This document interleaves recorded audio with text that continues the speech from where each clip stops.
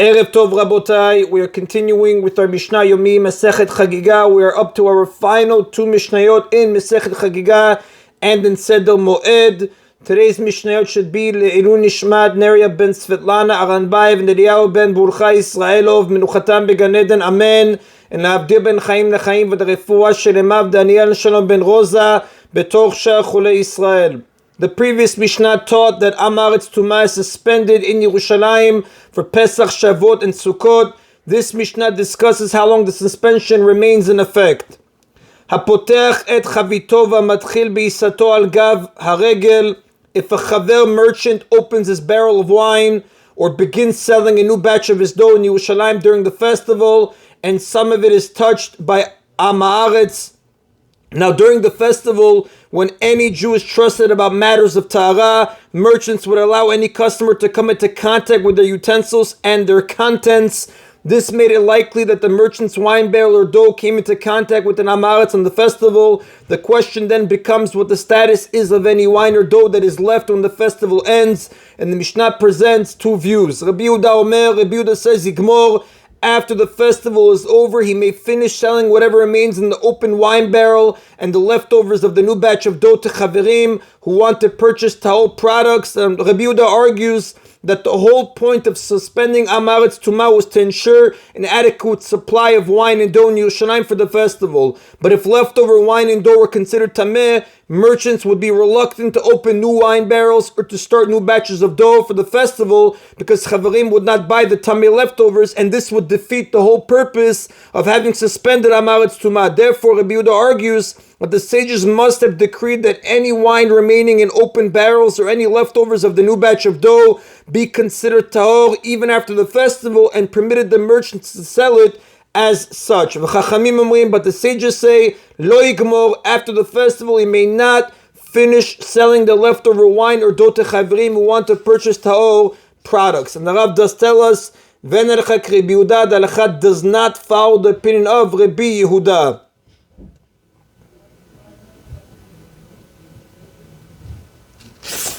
Now, Amei Aretz are granted the status of chaverim only during the festival. Once the festival ends, whatever they had previously touched is considered tameh from then on, and as such it may no longer be sold to a chaver. When the sages granted Amei Aretz the status of chaverim during the festival, they decreed that anything touched by Amei Aretz is considered tahor during the festival and not for any longer than that. And therefore, the sages maintained that any wine or dough left over after the festival is considered tameh, and merchants are therefore forbidden from selling it to chaverim seeking tahor products. Now, after teaching that Amaretz Tumah is suspended only during a festival and not afterward, the Mishnah prevents another law based on the same principle. Mishavar regel, once the festival has passed and Amaretz Tumah is reinstated, Hayu ma'avirin al taharat azara, the Kohanim would remove utensils from the temple courtyard and immerse them in a mikveh for the sake of restoring the tahara of the courtyard. Since utensils touched by Amaretz are considered tameh, after the festival has ended, the utensils must be purified in a mikveh. When the sages granted Amaretz the status of chaverim during the festival, they decreed that whatever they touch will be considered tahor until the festival is over, but not afterward. Since Amaretz were free to enter the temple courtyard during the festival and touch anything there, all the utensils in the courtyard were considered tameh after the festival ended, and at that time the Kohanim need to purify them in order to rid the courtyard of any tumah. Although Rabbi Yehuda maintains that wine left over after the festival remains tahor, this is true only for the reason that we said earlier. Since that reason does not apply to temple utensils, Rabbi Yehuda agrees with the sages that those utensils are considered tameh after the festival. Now the Mishnah explains how soon after the festival the utensils are removed for purification. Avar regel b'yom shishi, if the festival had passed by Friday, meaning it ended on Thursday night, lo hayu ma'avirin mipnei kavod Shabbat, the Kohanim would not remove the utensils on that Friday on account of the honor of Shabbat. On Fridays, Kohanim would remain home to ready themselves for Shabbat, leaving them no time to immerse the utensils of the temple, and therefore the sages postponed the purification of the utensils until Sunday. As a rule, anything that Amaretz touches during the festival becomes tameh retroactively when the festival ends. The sages realized, however, that the utensils in the temple courtyard were needed as soon as the festival ended, and that the Kohanim were too busy to purify them immediately. So the sages therefore extended the suspension of Amaretz Tumah for temple utensils beyond the festival until the Kohanim had time to purify them. Rabbi Yehuda says, Af lo b'yom chamishi, even if a festival ended on Wednesday night, they would not purify the utensils on Thursday, the day after the festival, but rather postpone the purification until after Shabbat. Shena Kohanim Pinuyim, for the Kohanim did not have time to immerse utensils on Thursday, since they were busy performing a different duty. On the day after a festival, the Kohanim were busy removing from the altar the large pile of ashes that had accumulated there from the many festival offerings. Rabbi Yehuda maintains that since this duty was very time-consuming, the sages did not wish to burden the Kohanim on that day with the additional responsibility of purifying the utensils of the temple. For that reason, the sages never required the Kohanim to purify the utensils on the day following the festival, no matter which day of the week the festival ended. Since they were also busy on Friday preparing for the Shabbat, the purification was postponed until Sunday. And the Rav does tell us, Venelechak Rabbi Yehuda, the Halakha does not follow the opinion of Rabbi Yehuda. And that is then in Mishnah Zayin. Again, in Mishnah Zayin, we learned that the temple court was restored to a state of Tara after a festival. Mishnah Chet describes the process. Ketzad ma'avirim al tarat azara. What was the procedure for removing utensils after a festival for the purification of the courtyard? Matbilin et hakelim sheyu b'mikdash. They removed and immersed the utensils in the temple that were capable of becoming tameh, except for the table which may not be removed. In the temple, the table, the shulchan, stood in the sanctuary building, the echal. Every Shabbat, the Kohanim would arrange upon it 12 loaves, known as the lechem hapanim, the panim bread. Regarding the table, the verse states in Sefer Shemot, chapter 25, verse 30, and you shall place on the table panim bread before me continuously. The word continuously teaches that the table may not be removed, but remain constantly in its place. It therefore may not be taken away for immersion, as the Rav explains based on the Gemara in page 26b, Masechet Chagigah. ואומרים להם, היזהרו שלא תיגעו בשולחן ותטמאוהו. Now the word u'b'menorah is in parentheses, therefore we are not going to read it. Most commentaries say that it should be deleted. We're going to explain what the line as without the parentheses reads. ואומרים להם, היזהרו שלא תיגעו בשולחן ותטמאוהו. Therefore, to protect the Torah of the table, the Kohanim in charge of the temple would say to them, to the Kohanim who are me'aretz, when you enter the temple, be careful not to touch the table and thereby make it tameh. When Amaretz touches something during a festival, it becomes tameh retroactively once the festival ends. If an Amaretz touched the table during the festival, then it would need to be taken to a mikveh after the festival, but that would be impossible since the table may not be moved from where it was. Therefore, before Kohanim or Amaretz entered the temple, they were warned not to touch the table so that it would never become tameh in the first place. Although we generally do immerse the table if it becomes tameh through coming into contact with biblical tumah, we do not override the biblical commandment of continuously in order to remove the rabbinic tumah of Ameh Haaretz.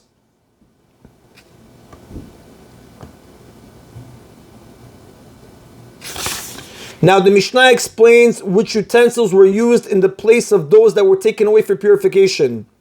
Kol hakelim sheyu b'mikdash shlem shneim ushlishim.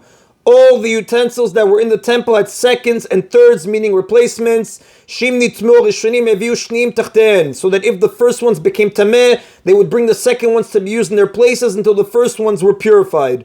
Now the Mishnah previously stated that after a festival, temple courtyard utensils capable of becoming tameh needed to be immersed. The Mishnah now discusses whether certain utensils are capable of becoming tameh.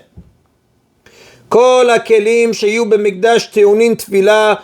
All the utensils that were in the temple during the festival need immersion when the festival is over to purify them from menamaretz tumah. Chutz mimizbach hazav mizbach hanechoshet, except for the golden altar and the copper altar. Moshe Rabbeinu, just to explain, was instructed to build two altars in the wilderness, the golden altar and the copper altar. The golden altar was located inside the tabernacle and later in the sanctuary building and was used to burn the daily incense offering. It was built of shittim wood and plated with gold. The copper altar was used for burning all of their offerings. Sacrificial blood was thrown upon this altar as well. It was originally built of shittim wood and plated with copper. In the temple, the altar used for offerings was no longer made of copper, rather from stone, which cannot become tameh. Therefore, the Mishnah's discussion of a copper altar's ability to become tameh is either theoretical or referring to some situation in the future when the altar might have to be made of copper-plated wood. Because again, in the Beit HaMikdash, later on, it was made out of stone, made from stone. So again, the Mishnah says, All the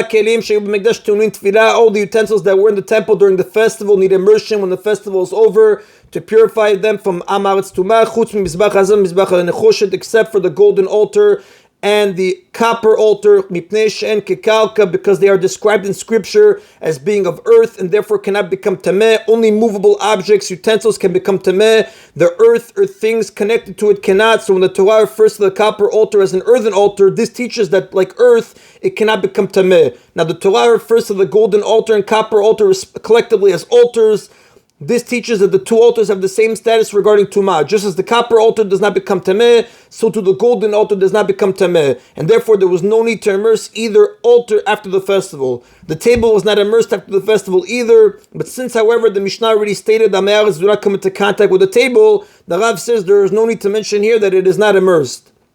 Divrei Rabbi Eliezer, these are the words of Rabbi Eliezer. V'chachamim omrim, but the sages say, Mipnei shen mitzupin, because they are plated with metal, the altars can become tameh. Therefore, they must be immersed after the festival, just like the other temple utensils. The sages reject Rabbi Eliezer's exposition that equates the altars with earth, maintaining instead that they have the status of wooden utensils since they are made of wood. Although wooden utensils made to remain stationary ordinarily cannot become tameh, still the altars required immersion because they are plated with metal, which is capable of becoming tameh. And since the covering is capable of becoming tameh, so too is the entire altar.